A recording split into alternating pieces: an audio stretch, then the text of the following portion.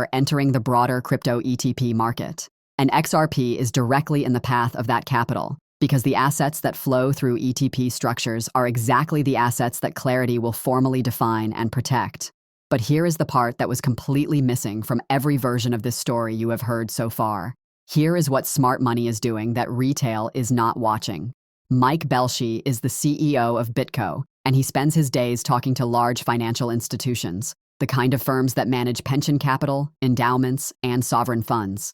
These are not people who check CoinGecko. These are the people whose decisions move markets. And here is what he said, word for word. These investors have mostly been on the sidelines for the last 5 years. They were not asking about price. They were not asking about technology. They were asking about clarity. They said, and he described this as a direct quote from multiple conversations, once that stamp of approval is available, everything becomes go, go, go. Think about that phrase carefully. Go, go, go is not a reaction. It is a pre-planned execution. The allocation is already decided. The risk committee has already approved it. The asset has already been researched internally. The money is sitting in a pending folder, waiting for one regulatory event to flip the switch. And Matt Hugan from Bitwise is describing the exact same thing from the advisor side. The decision has been made. The intent is measured.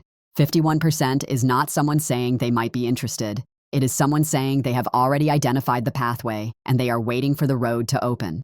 Now tie this directly to your XRP stack. If you are holding 1,000 XRP, you are sitting on an asset that a licensed financial advisor can now structurally recommend to their clients for the first time in history once Clarity passes. If you are holding 5,000 XRP, you are positioned in front of a demand wave from a buyer category that has never entered this market before, at a moment when the supply mechanics are tightening. And if you are holding 10,000 XRP, let me be direct with you. You are in a position that the people managing the trillions have already decided to chase. They are just waiting on one document to cross one desk in Washington. Do you think financial advisors will be actively recommending XRP ETPs to their clients before the end of 2025? Drop yes or no below right now. I want to see where this community actually stands, because the timeline for that question is shorter than almost anyone is pricing in. Here is the exact timeline that institutional compliance departments are tracking right now, and almost none of it is showing up in mainstream coverage at the level of detail it deserves. The Senate Banking Committee is preparing to schedule a markup for the Clarity Act. A markup is not a preliminary hearing. It is not a committee discussion. It is the final stage legislative session where members negotiate amendments, vote on changes, and then decide whether to send the bill to the full Senate floor. Committees do not schedule markups unless leadership believes the votes are already there. That is the protocol. You do not put a bill through markup and lose. The fact that the markup is being scheduled is itself the signal.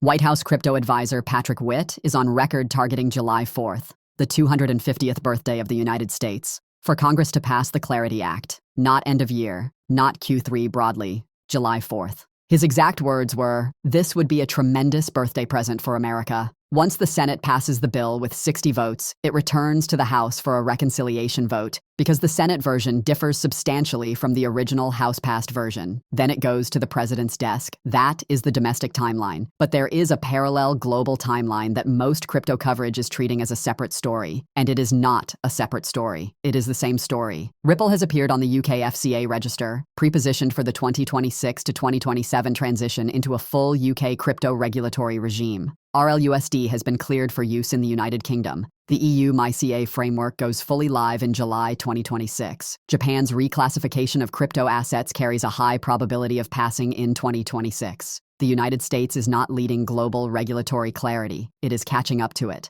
And when the US Clarity Act and the EU MyCA framework both land in the same window, which is exactly what the current timeline suggests, the institutional demand that Mike Belshi described does not arrive in a slow drip. It arrives all at once. And that brings up the most uncomfortable question in this entire story, the one that has nothing to do with politics and everything to do with arithmetic. Here is the supply reality that almost no one is talking about alongside the demand story. Think about this. If 51% of financial advisors are moving into crypto ETPs in the next 6 months, and the asset they are primarily moving into has a total market cap that can be doubled by the conservative version of their own math, what happens to the supply available for them to buy? XRP is not inflationary. Ripple releases a fixed amount from escrow monthly. The supply curve does not flex to meet new demand. On-chain data has been showing declining exchange reserves, the liquid XRP sitting on trading platforms and available for immediate purchase, for consecutive months. That is not noise. That is the market quietly absorbing available supply before the demand event arrives. Institutional players do not enter a market when the liquidity is already